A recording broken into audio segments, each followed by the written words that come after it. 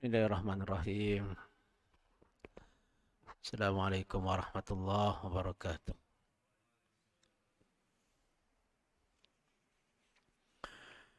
Al-Fatihah. A'udzubillahi minasyaitonir rajim. Bismillahirrahmanirrahim. Alhamdulillahi rabbil alamin, arrahmanir rahim, maliki yaumiddin. Iyyaka na'budu wa iyyaka nasta'in. Ihdinas siratal mustaqim. Siratal ladzina an'amta 'alaihim ghairil maghdubi 'alaihim waladdallin. Amin. Alhamdulillahi rabbil alamin, wassalatu wassalamu ala asyrafil anbiya'i wal mursalin. Sayyidina Muhammad wa ala alihi wa sahbihi ajma'in. Subhanaka la ilma lana illa ma 'allamtana innaka antal alimul hakim. Wa la hawla wa la quwwata illa billahil aliyyil azim. Rabbi shrah li sadri wa yassir li amri wa hlul 'uqdatam min lisani yafqahu qawli. Rabbi yassir wa la tu'assir ya karim. Allahumma aftah alaina hikmataka wa anshur alaina min hazaini rahmatika ya arhamar rahimin. Yang dihormati pengerusi surau, yang dimuliakan para imam, seterusnya muslimin, muslimat yang dirahmati Allah Ta'ala. Alhamdulillah, nampaknya hari ini bila saya tengok ni, disiplin penjarakannya memang betul-betul disiplin satu tiang satu tu. Alhamdulillah.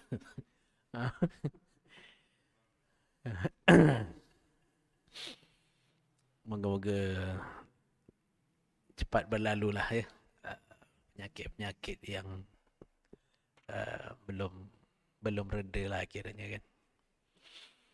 Okey tuan-tuan, perbincangan kita sebelum ini pada 12 bulan 7 yang lalu sampai kepada bab zina, iaitu bab kesalahan bersetubuh dengan mahram ya. Hari ini kita masuk bab kesalahan bersetubuh dengan kanak-kanak. Perkara 27-1. Kanak-kanak lelaki yang belum baligh yang melakukan persetubuhan haram dengan perempuan yang sudah baligh tidak boleh dikenakan hukuman hudud sebagaimana yang dikenakan ke atas orang yang berzina. Tetapi hendaklah dikenakan ke atas kanak-kanak itu hukuman ta'zir. Jika kanak-kanak tadi sudah memayis, kerana dalam kes zina, baligh adalah di antara syarat yang mewajibkan seseorang yang berzina itu dikenakan hukuman hudud. Ya. Syarat nak jatuhkan hukuman hudud itu, dia mesti kesalahan itu dilakukan oleh orang yang baligh. Kerana yang membezakan antara dewasa dengan tak dewasa dalam Islam ni baligh lah. Sebab tu bila baligh je, kena layan dia macam orang dewasa lah. Kan? Kalau orang lelaki tu 15 tahun, mimpi tak mimpi baligh lah. Kan? Jadi 15 tahun tu sebenarnya dewasa. Cuma kita je tengok tu macam budak-budak kan. Sebab apa kita tengok dia macam budak-budak? Sebab kita dah tua. Itu sebenarnya. Sebab tu kita yang dah tua ni, mana perasaan kita tua? Kita perasaan kita muda. Tuan-tuan terasa ke tuan-tuan ni tua? Rasa ya? Alhamdulillah. Saya ni tak berapa rasa tua dah. Sampailah hari tu masih cari lembu korban, ada orang tua lalu. Dia panggil saya, "Mbah, golek lembu." Aku kan sendiri celupkan mbah je. Bila tengok rambut barulah, memang mbah betul aku ni. Barulah terasa tua. Okey. Jadi memayis itulah yang bezakan. Kalau dalam undang-undang Malaysia mungkin dia bukan memayis 21 ke atas ke apa. Sebab tu Kalau tuan-tuan tengok balik kes-kes apa? Kes budak bunuh kawan dekat sekolah kan. Dekat universiti kadang.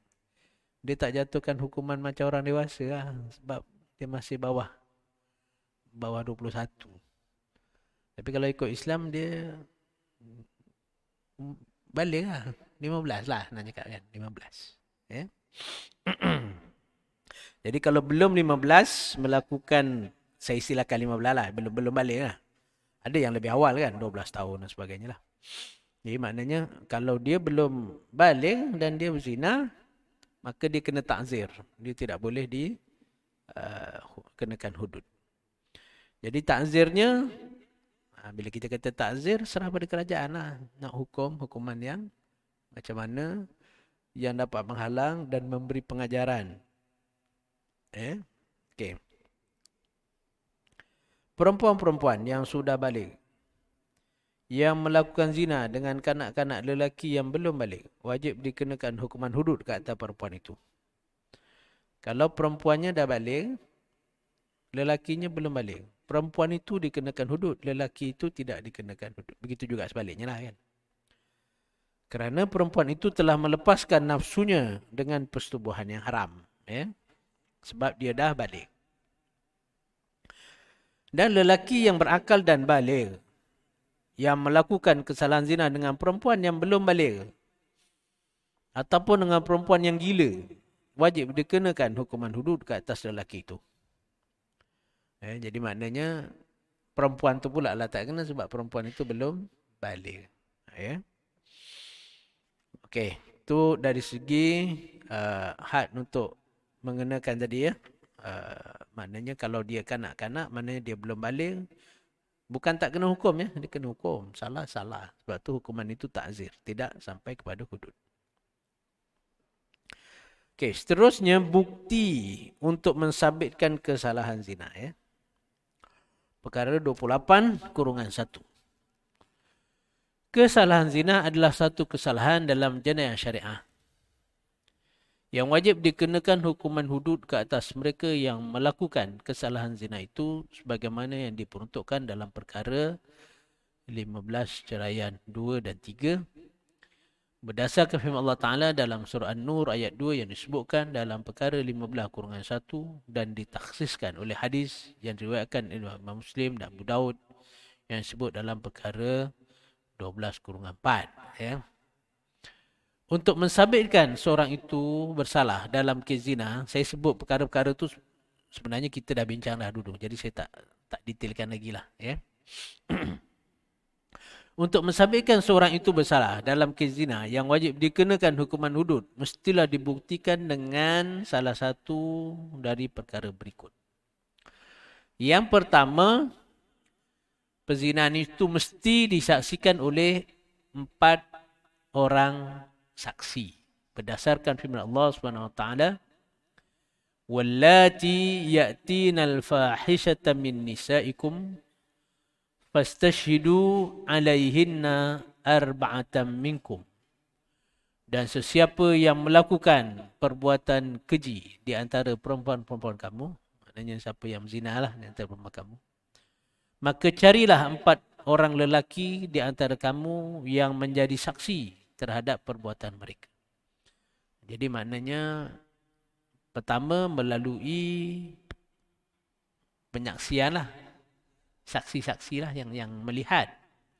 Lepas ni kita akan bahas berkenaan dengan syarat-syarat saksinya. Ya, maknanya memang saksi itu melihat. Jadi dia membuktikan kesalahannya. Dengan dia nampak tu, dia bolehlah cerita apa yang berlaku, bila masanya, macam mana dia berlaku, apa semua dia boleh cerita sebab dia nampak. Dia bukan dengar, bukan cerita daripada orang sendiri. Itu kesaksian ya. Yang kedua, melalui ikrar atau pengakuan daripada orang yang melakukan zina itu sendiri. Dan ikrar itu hendaklah dibuat di hadapan hakim ataupun qadhi. Ya, ada orang yang zina, dia pergi mengaku. Ya. Ataupun dia pergi buat report polis mengaku dia telah berzina, apa kan. Jadi dia pun didakwa kerana pengakuan dia itu. Kemudian depan hakim dia mengaku pula sekali lagi. Sabitlah salah kerana dia telah mengaku. Ya, bukan dipaksa mengaku Ya memang dia mengaku lah. Mungkin atas kesedaran ke apa ke dia pun nak mengaku lah kan. Ya. Okey, yang ketiga qarinah, iaitu perkara yang menunjukkan berlaku perzinaan. Contohnya mengandung bagi perempuan yang tidak bersuami. Ataupun yang tidak diketahui dia ada suami lah. Maknanya orang tak kahwin lagi tiba-tiba mengandung. Kan? Mesti berzina. Ya. Sebab mengandung tu tak boleh melalui, kalau sekarang adalah teknologi apa, guna pemanian beradas apa semualah kan. Tu adalah. Jadi maknanya itu satu tanda lah. Sebab orang perempuan ni kalau mengandung ni tak boleh pula kata saya ni macam Maryam. Kan? Mengandung tak ada suami. Saya ni mengandung dengan jin. Ni anak jin ni. Memang jin lah. Minal jin nanti. Daripada jin dan manusia tu. Setan-setan daripada jin dan manusia lah. Manusia jin bertopengkan manusia ke manusia bertopengkan jin. Tak kira lah. Ya. Jadi maknanya ada lah awalnya. Jadi itu 3 kaedah lah. Kita akan hurai satu-satu ya. Okey. Saksi-saksi yang layak untuk menjadi saksi dalam kes kesalahan zina yang boleh diterima kesaksiannya ialah mereka yang memenuhi syarat berikut. Pertama, ini kelayakan saksi ya. Saksi mestilah 4 orang yang semuanya lelaki dan tidak diterima penyaksian orang perempuan. Bukan nak merendahkan martabat perempuan tak boleh jadi saksi. Tapi tuan-tuan kena tahu, bila jadi saksi ni, dia teruk kena gasak dengan peguam bela. Kalau perempuan jadi saksi, dengan sifat kewanitaan yang normal lah. Ya, yang normal. Tak sanggup dia.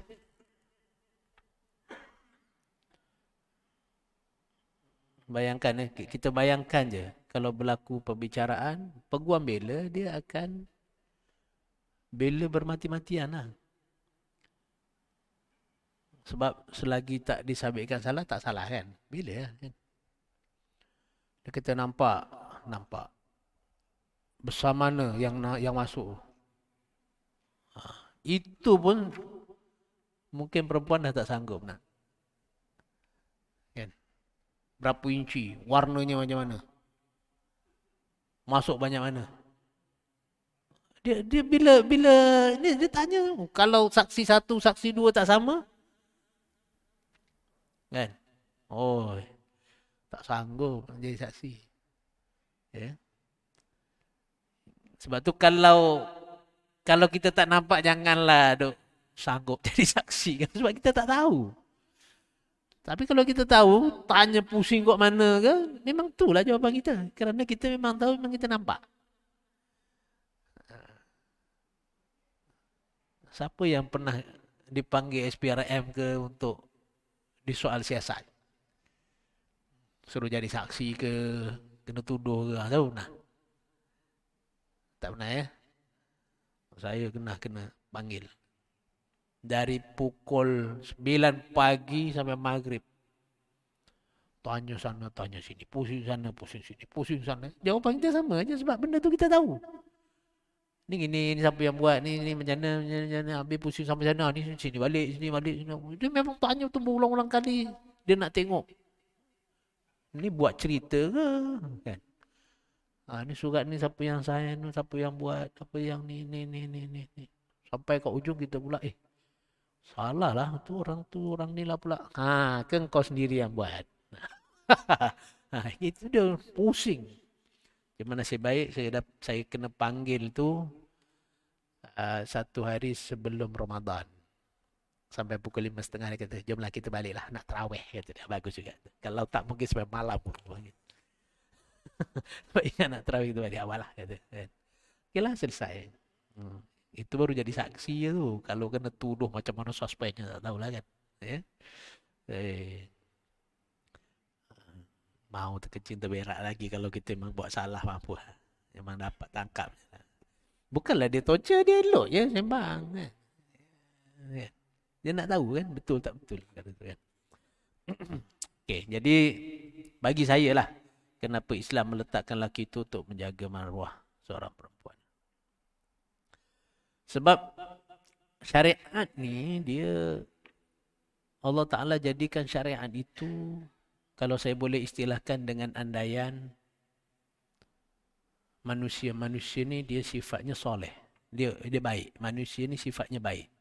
Syariat itu dibina di atas manusia ni secara semula jadinya baik. Kalau saya boleh istilahkan begitu. Sebab itu perkara-perkara yang menjadi yang berpahala ni kerana atas andaian orang-orang semua ni baik. Contohnya perbuatan senyum. Senyum tu sedekah. Senyum sedekah kalau yang senyum tu orang baik. Tapi kalau yang senyum tu senyum perli, senyum sinis, entah senyum apa lagi lah kan. Itu tak baik. Jadi senyum sedekah tu atas andaian manusia ni dia baik. Jadi dia senyum tu dengan, yalah senyum yang ikhlas lah kan. Menunaikan janji. Baik ke tak baik? Baik. Kalau yang janji tu untuk buat benda baik. Tapi kalau dah pakat malam ni nak pergi merompak mana-mana, tiba-tiba dia mungkiri janji dia. Dia tak datang malam tu. Mungkir janji tu baik ke tak baik? Kan? Mungkir janji tu baik. Pasal yang nak dibuat tu benda tak baik. Jadi itu kata syariat itu dibina atas andaian manusia-manusia ni baiklah, orang-orang baik kan. Jadi begitu juga bila kesaksian ini Allah Ta'ala bagi kepada lelaki bukan perempuan. Mungkinlah perempuan ni ada yang lebih keras daripada lelaki. Sebut macam mana pun dia punya cekal dia mungkin ada yang lebih. Tapi secara umumnya kan.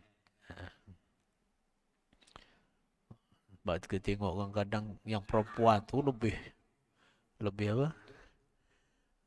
Lebih ganas lagi. Yang boleh diistilahkan lebih ganas. Cakapnya buat ada juga kan. Walaupun sifat lelaki lah kan yang sepatutnya lebih kasar. Sebab tu kadang-kadang orang lelaki nampak lipas pun duduk atas kerusi lah. Isterinya pula yang kita akan lipas.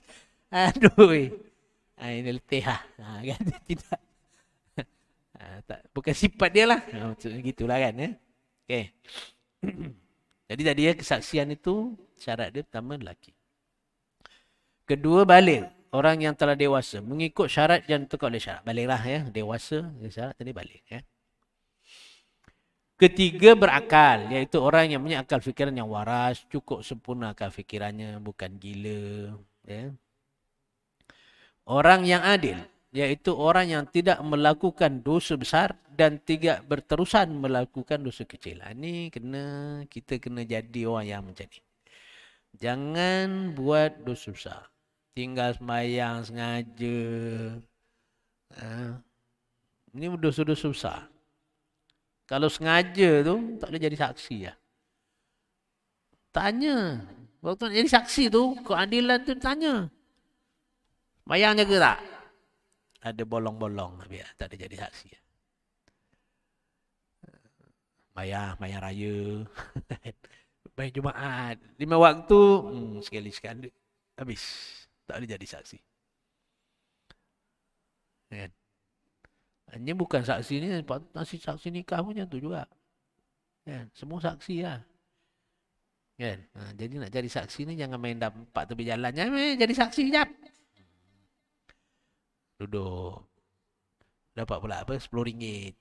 Apa-apanya kan? Sekarang berapa ringgit? Saksi nikah? Tak ada.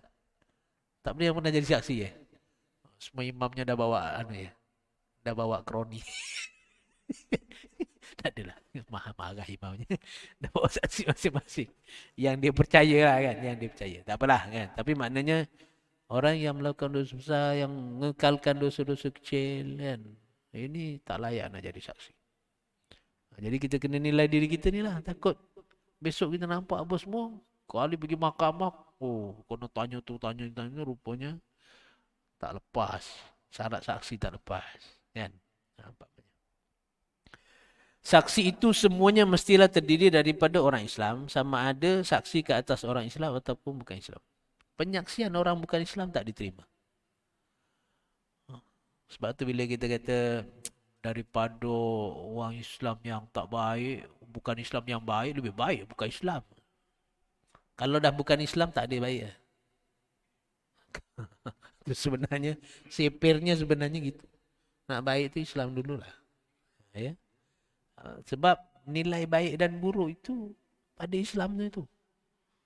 Ya. Sebab nilai baik tadi tu. Yang kita kata nilai baik syariat itu dibuat atas semua orang tu mesti baik. Kan? Kalau bukan Islam tu, walaupun adalah perbuatan-perbuatan yang baik, tapi dari sudut syaraknya. Ya. Katalah orang bukan Islam tu dia jadi saksi. Yang menyebabkan orang ni kena hukuman rejam sampai mati. Maknanya orang bukan Islam itu telah menyebabkan kematian orang Islam. Itu kena dinilai daripada situ. Ya. Kat saya tu takut. Islam sangat berjaga-jaga. Takut ada unsur menyebabkan fitnah ke umpamanya lah. Sebab dia orang ni bukan kira dosa pahala. Jadi nak jadi saksi ni, orang yang nak orang Islam yang tak buat dosa besar ni sebab nak pastikan yang dicakap tu betul. Tidak menganiaya orang, nak beri keadilan kepada semua tu. Tak ada keraguan dari sudut keadilan. Itu yang Islam nak jaga. Saksi itu semuanya mestilah benar-benar melihat dengan matanya sendiri. Masuk kemaluan lelaki itu ke dalam kemaluan perempuan itu. Seperti lidi celak masuk ke dalam tabungnya. Atau keris masuk ke dalam sarungnya. Maknanya memang nampak betul. Bukan sekadar nampak, buka-buka pintu nampak telanjang dua-dua. Itu tak boleh tuduh lagi. Kan? Memang nampak betul kemaluannya masuk. Kalau nampak kepalanya je umpamanya kan. Lepas tu tak nampak kemaluannya masuk. Tak boleh tuduh zina. Kan? Kita boleh tuduh dekat dengan zina. Boleh tuduh halwat. Boleh tuduh macam-macam lah. Semua apa duduk dalam keadaan meragukan. Tapi dia tak boleh kata zina.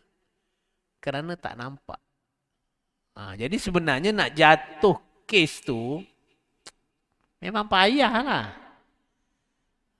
Memang payah. Contohnya lah kalau dia buat projek tu dekat mana? Dekat rumah. Ya ada pintunya. Orang nak buka pintu satu hal dah. Orang buka pintu dia pun mungkin dah selesai. Dah tak nampak. Boleh jadi. Bukan. Yang saksi bukan boleh mengendap. Sekejap. Belum masuk lagi. Kita tak boleh tangkap. Mana boleh? Kalau di soal siasat, macam mana boleh nampak? Kita dah tunggu setengah jam awal. Dia bersyubhat zinaan itu. Kerana dia membiarkan perzinaan itu berlaku. Sepatutnya dia cegah sebelum berlaku. Jadi jangan ingat. Memanglah kita tengok hukumannya memalukan lah. Rejam orang, sebat orang. Tapi nak jatuh hukuman tu. Islam sangat jaga keadilan tu. Keterangan saksi mesti jelas. Menerangkan secara hakiki. Masuk zakat lelaki ke dalam lubang farad perempuan. Sebagaimana yang berlaku. Bukan secara kiasan. Tak boleh kias-kias. Ini orang perempuan nak jadi saksi macam ni. Dari segi sifat kewanitaan tu lah kan. Kena jelas. Tak boleh kias. Kan?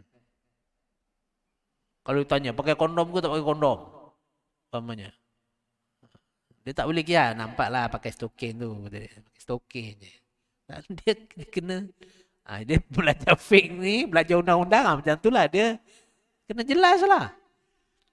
Saya ingat dulu belajar dengan Ustaz Daud Iraqi. almarhum. Oh, kalau belajar fiqh tu memang tak ada sembunyi lah. Tapi ada seorang, lupalah nama ustaz tu. Tapi memang dia pemalu lah ustaz. Dia ngajar bab fiqh, bab apa nama, merancang keluarga. Boleh tak apa ni keluar iman ni kat luar lah, itulah macam-macam lah. Pasal kondom lah apa semua. Tapi dia nak sebut malu pasal ya sudahnya ada lelaki, ada perempuan, lepas tu umur pula baru 17, 18 macam tu kan. Dia pun sebut kalau nak rancang keluarga pakai stokin kata dia. Stokin. Jadi yang jenis otak miring sikit ni kita faham lah pakai stokin tu apa. Yang jenis lurus saja, yang budak perempuan tu kan, apa pakai stokin ni. Tak faham stokin tu apa. Yang ini tak malu kondom. Macam tu kan barulah. Ustaznya malu sangat. Batu bila tu ini tak boleh jadi ni. Bila kita bagi tahu kat universiti lah kan, kita guna kiasan-kiasan ni tak, ada yang tak faham ni kan. Ya. Okey. Jadi tadilah maknanya tak boleh guna kiasan. Dia memang nampak cerita. Tu saya kata tadi kalau ditanya benda-benda ni puannya kan. Saksi mestilah melihat sendiri perzinahan itu dilakukan dalam satu tempat yang tertentu dan dalam satu masa yang sama. Maknanya 4 orang tadi menyaksikan kejadian yang sama. Waktu sama, kejadian yang sama. Dia tak boleh, saya memang nampak waktu tu ni sekian hari bulan, sekian bulan. Saksi kedua pula, bukan kat situ yang saya nampak, dekat sini pula. Kejadian lain. Tarikh yang lain. Yang ni saksinya seorang waktu ni, seorang waktu tu. Itu tak jadi. Semua tak jadi. Tak jadi maksudnya tak boleh jatuh hukuman. Dia mesti satu masa perbuatan yang itu 4 orang. Jadi memang susah lah nak jatuh tu susah. Ya? Okey.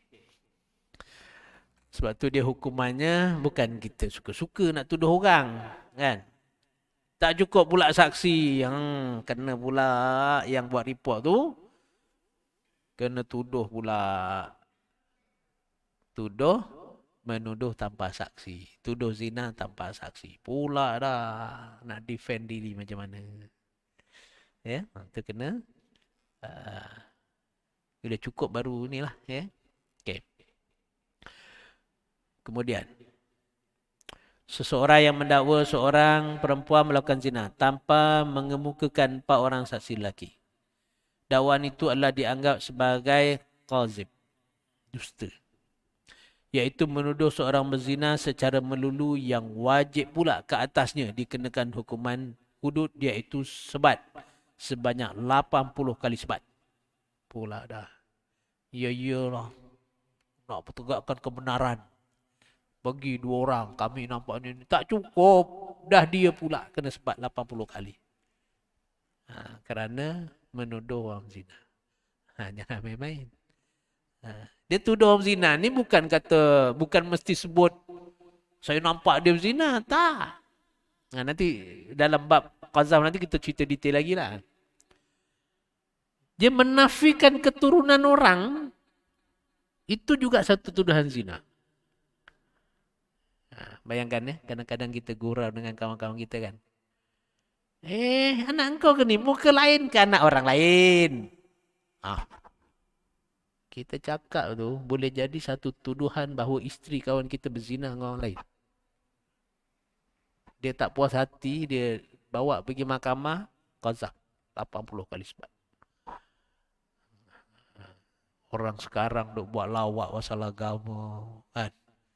Jangan main. Kalau dalam bab zina ni menjatuhkan maruah orang. Kalau tanya lain kan, kenapa bukannya lain ni? Ke ada bapak lain dulu ni, baru kahwin dengan kau? Itu tanya lain. Ya? Maknanya, mungkin kau kahwin dengan janda ke? Boleh jadi begitu kan? Boleh jadi.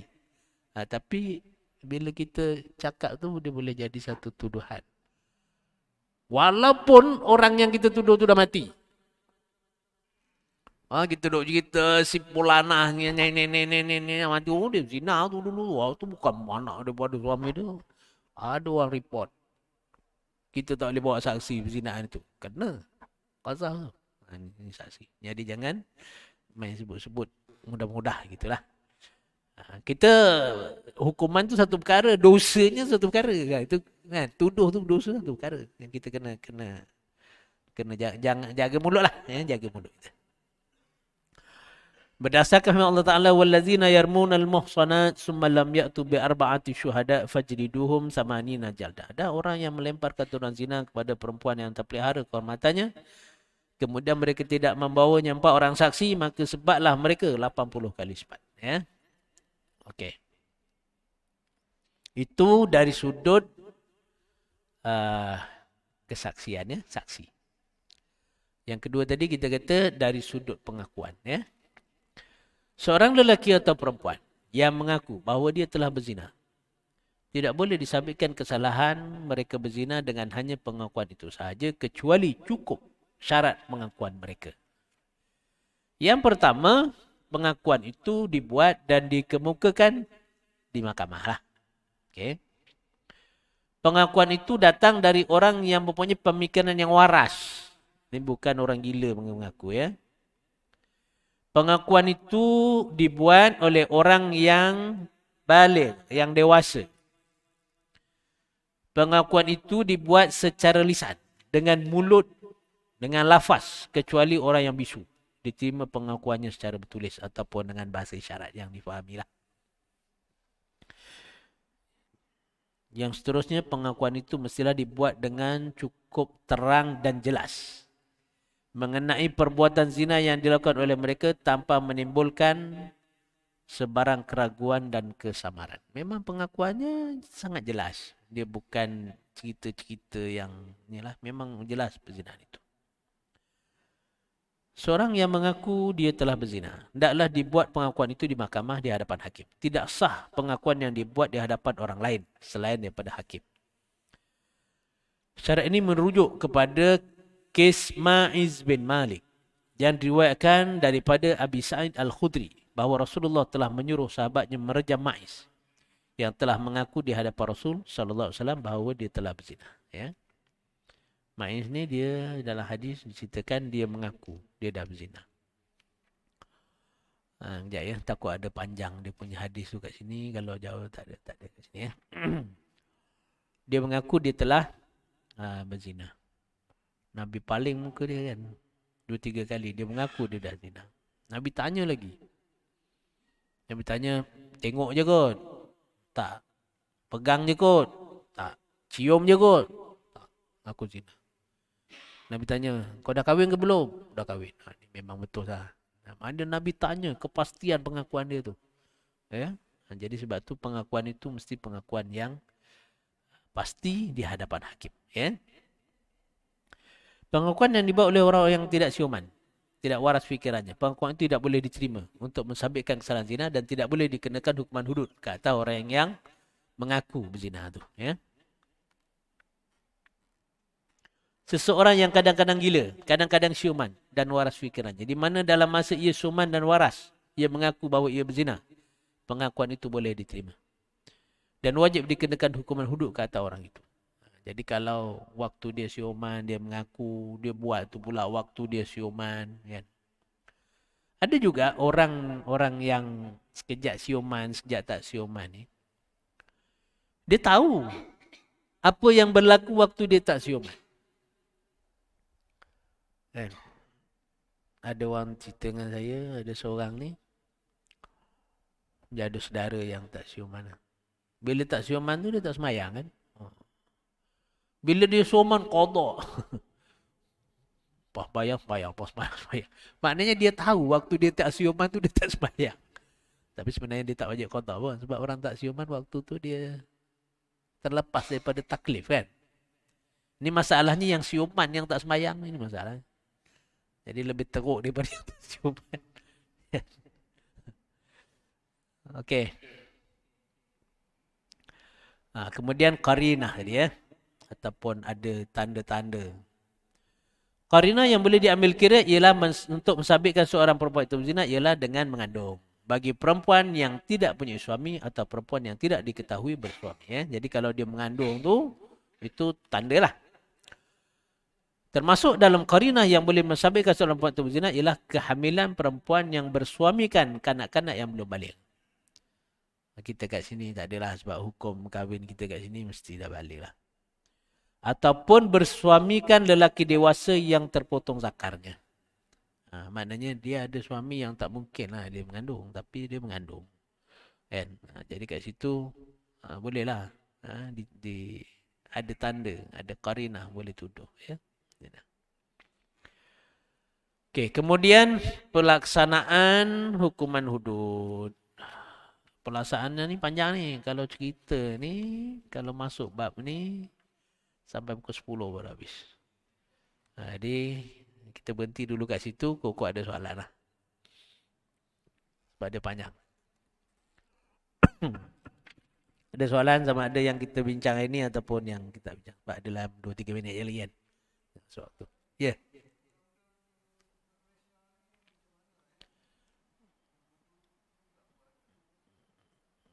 Bukan tak boleh buat lah. Dia tidak diperundangkan masalahnya. Jadi, menjadi kewajipan lah untuk mereka-mereka yang telah dilantik oleh tuan-tuan tu untuk mewujudkan undang-undang ni. Kena diperundangkan. Usaha-usaha itu nampak ada jugalah. Ya. Dengan kaedah-kaedah yang berbagai lah.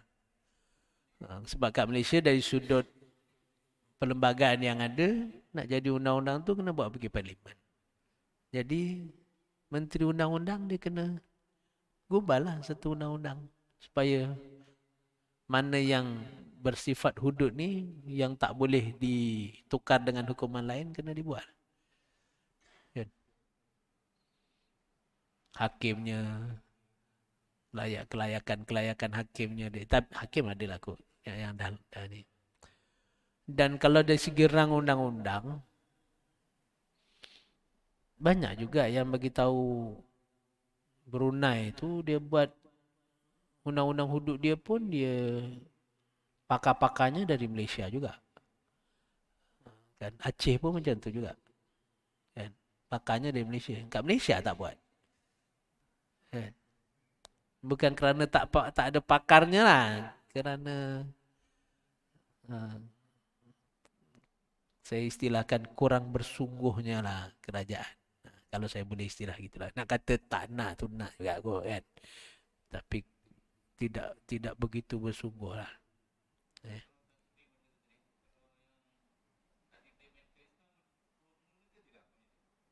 Macam mana? Nah dia sekarang ni kalau kita bila cerita parlimen tu kat parlimen tu kena tengok peraturan parlimen lah bab ngundi tak ngundi tu. Dia syariat tu satu perkara. Kalau kita duk kata syariat tadi atas orang yang apa tadi, maka dalam bab menentukan hukum-hukum yang berkaitan dengan agama, sebenarnya ulama-ulama je, mufti-mufti je bab-bab agama ni. Kan? Sebab tu dia ada peranan ulama dan umara tu. Tapi dari segi undang-undang Malaysia dia tak gitulah. Undang-undang Malaysia ikut dalam parlimen siapa jadi wakil dia. Dia layak mengundi kat situ lah untuk menentukan benda tu jalan tak jalan. Jadi tanggungjawab masing-masing lah. Kan? Undinya ke, kempennya ke apa ya tu tanggungjawab masing-masing. Supaya kita ni moga-moga lah kok kalau belum mati, sebelum mati tu dapat dilaksanakan. Sunok kan. Masih kena bersangka baik lah kan. Okey, masuk waktu dah. Kalau ada satu soalan lagi, last. Ada. Aha.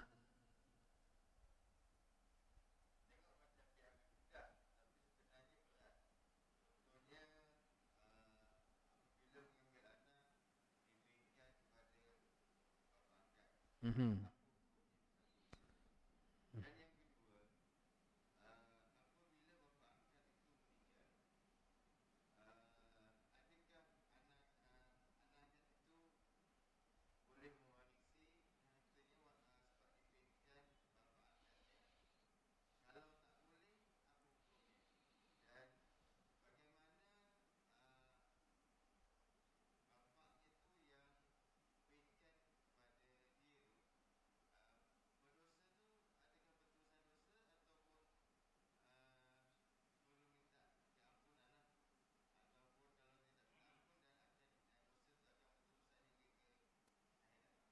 Nak jawab sepatah ke nak jawab panjang? Kalau nak jawab panjang azan dulu. Azan dulu lah kot ya. Nanti kita sambung sikit. Sebab Bilalnya dah berdiri kan.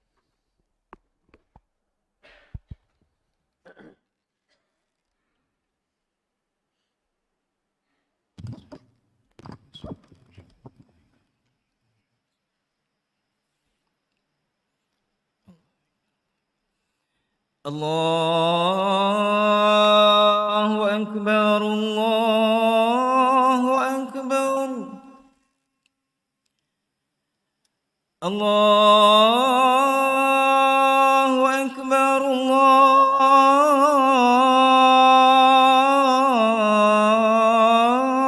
Akbar.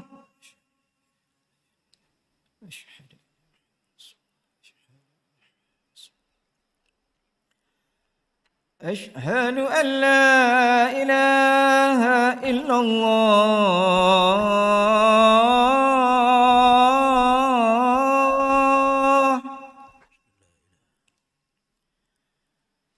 أشهد أن لا إله إلا الله.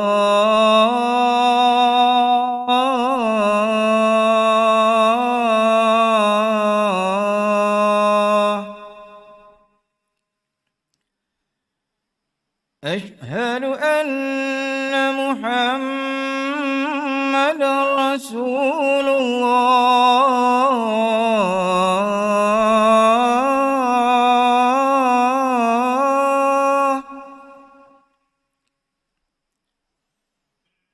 أشهد أن محمد رسول الله.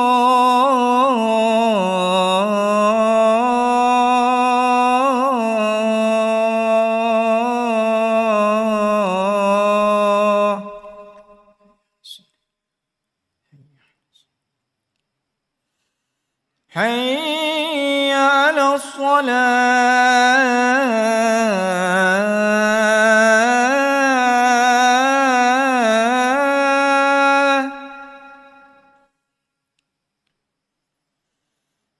حي على الصلاة.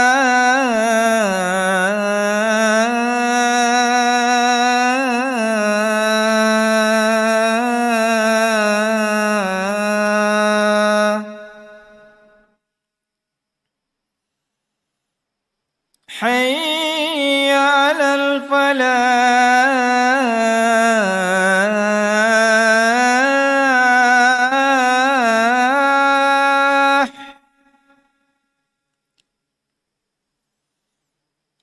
حي على الفلاح.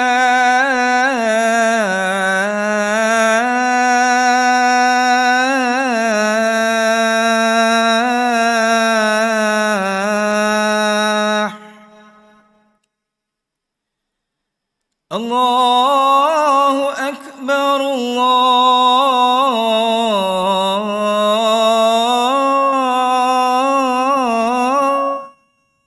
أكبر. لا إله إلا الله.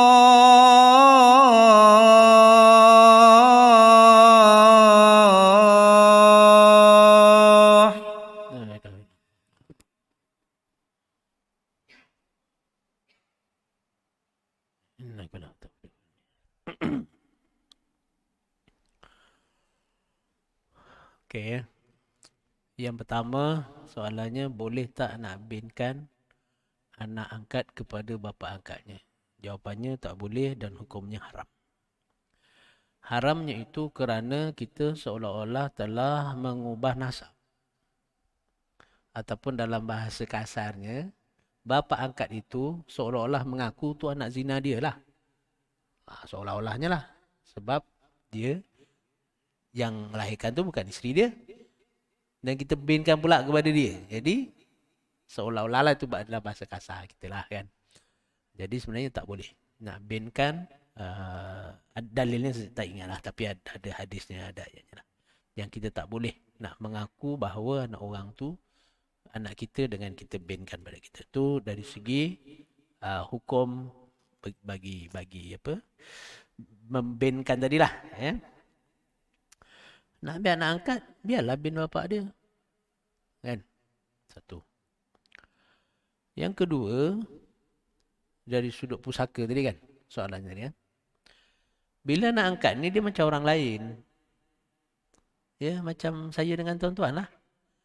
Kalau tuan-tuan nak bagi pusaka tuan-tuan kat saya, bagilah waktu hidup. Kan? Boleh lah. Tapi kalau dah mati, tak boleh.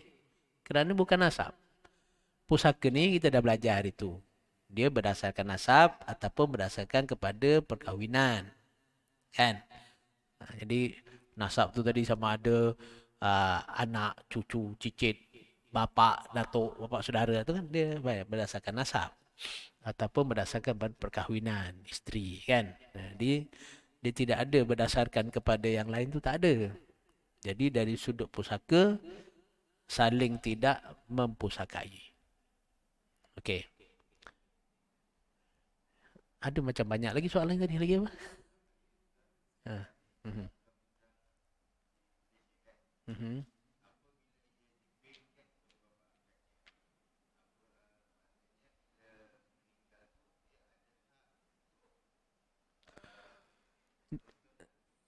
Saya rasa dia ada satu lagi perkara bukan pasal anak angkat ni. Yang jadi isu hari itu adalah berkenaan dengan anak tidak sah taraf. Kalau anak tak sah taraf, yang tu mungkin dia bukan anak angkat. Tapi dia telah melakukan perzinaan sebelum lahir, so dia kahwin, kemudian anak tu lahir. Jadi anak tu lahir, dia anak tidak sah taraf, yang tu dia ada khilaf. Ada khilaf sama ada boleh dibinkan atau tak boleh dibinkan. Prinsip asasnya yang dipegang dalam mazhab Syafi'i, kalaulah anak itu selepas perkahwinan lebih daripada 6 bulan, bolehlah dibinkan kepada bapaknya kerana memang bayi boleh hidup kalau selepas 6 bulan. Tapi kalaulah belum 6 bulan dia kahwin, dia dah lahir, garanti benda tu anak harimau. Anak harimau. Dia bukan yang sah lah maknanya sebab tak boleh hidup. Kalau 4 bulan memang tak boleh hidup. Jadi dia garanti dia anak Arab. Gitu. Jadi tak boleh. Ya. Sebab tu dalam mazhab fiqh walau bagaimanapun ada, kalau tak silap saya pandangan Ibnu Taimiyah kot. Kalau tak silap saya lah, yang mengharuskan untuk bin tu atas kepentingan berbagai lah. Okey, tak apalah yang hilaf tu tak apa, kita pegang pada Syafi'i lah ya. Jadi kalau katakan dia lebih 6 bulan dan Syafi'i kata bersangka baik dan sebagainya boleh. Kalau undang-undang kata dia adalah anaknya dari sudut fatwa negeri ke umpamanya, maka dia jadi anaknya lah. Tapi itu bukan anak angkat ya, itu anak tidak sah taraf tadilah. Kan. Tapi kalau memang itu adalah anak angkat, kalau undang-undangnya kata boleh terima pusaka, salah undang-undang tu. Undang-undangnya salah.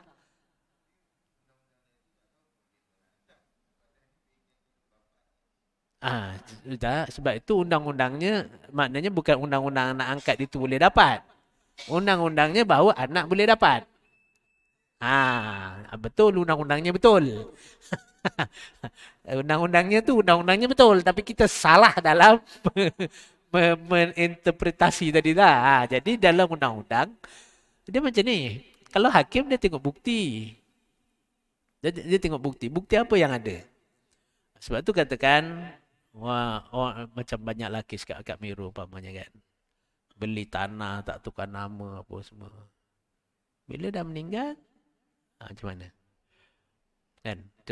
Ada satu kes ni yang orang rujuk kat saya lah. Saya pun tak selesai lagi lah sebab ego masing-masing kan. Ada orang ni, dia kahwin, ada anak 3-4 orang. Lepas tu isteri dia meninggal kot. Dia kahwin lagi. So adalah anak lagi 5-6 orang. Kemudian bapaknya tadilah bagilah untuk anak-anak isteri pertama tanah ni. Untuk anak isteri kedua tanah ni. Tapi cakap orang tu kan. Dia tak diproses lah benda tu. Tak diproses. Ini cerita lama ni, cerita lama. Kemudian bila sekarang yang kahwin lagi tu pun dah mati. Yang dibagi tanah anak pertama tu pun dah mati. Yang ada ni cucu-cucu kepada yang atuknya kata tanah tu bapak dia punya. Macam itulah cucu-cucu ni.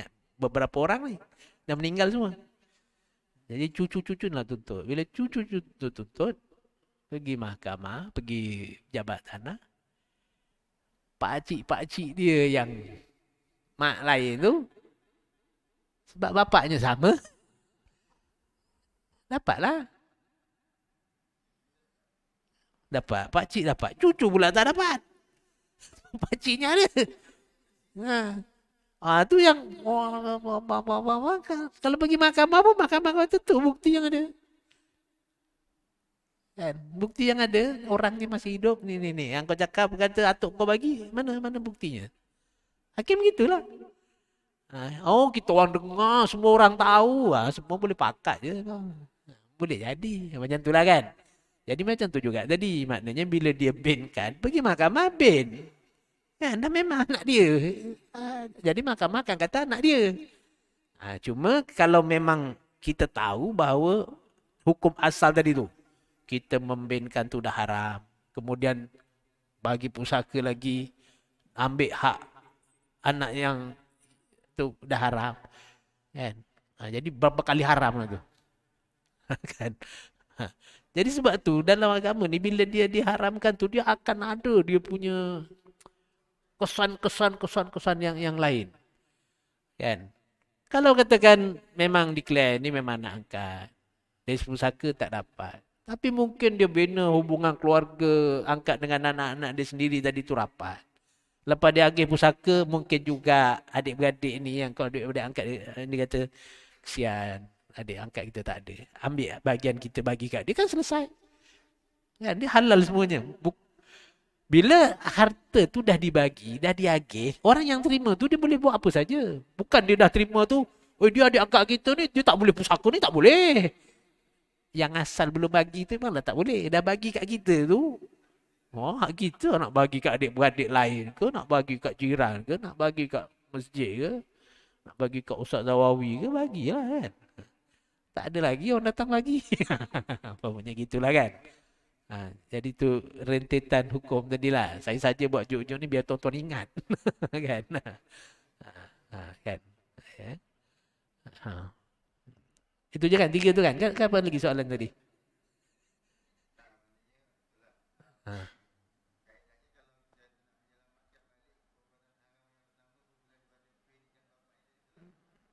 Tu yang daripada awal tu jangan dibiarkan satu. Jadi tak timbul kesan-kesan.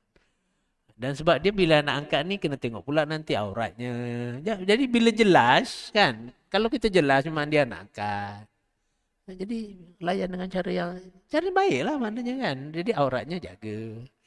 Mungkin juga kalau ambil tu masih kecil umpamanya. Macam mana nak supaya aurat ni tadi tak mudah sikit terpelihara umpamanya. Jadikan dia anak susuan. Kan? Anak susuan sekarang ni ada je macam-macam kaedah untuk supaya orang perempuan yang tak mengandung pun boleh keluar susu tu ada dia punya ubat-ubat umpamanya kan. Jadi dia jadi anak susuan. Dan anak susuan dia memanglah dari segi aurat tak ada masalah, tak boleh kahwin. Tapi pusaka pun tak dapat juga. Sebab anak susuan tidak saling mempusakai.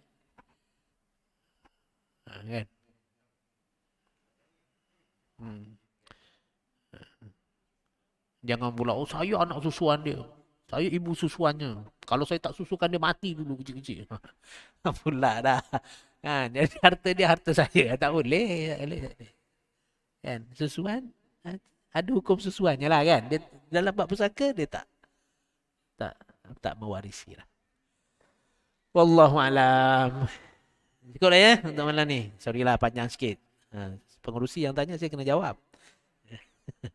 Aku qauli hadza wa astaghfirullahal azim li wa lakum. Tertangguh dengan tasbih kafarah dan suratul Asr. Bismillahirrahmanirrahim. Subhanakallah wa hamdika asyhadu an la ilaha illa anta astaghfiruka wa atubu ilaik. Bismillahirrahmanirrahim. Wal 'asri insana lafi khusr. Illal ladzina amanu wa 'amilus shalihat wa tawassaw bil haqqi wa tawassaw bis sabr. Assalamualaikum warahmatullahi wabarakatuh.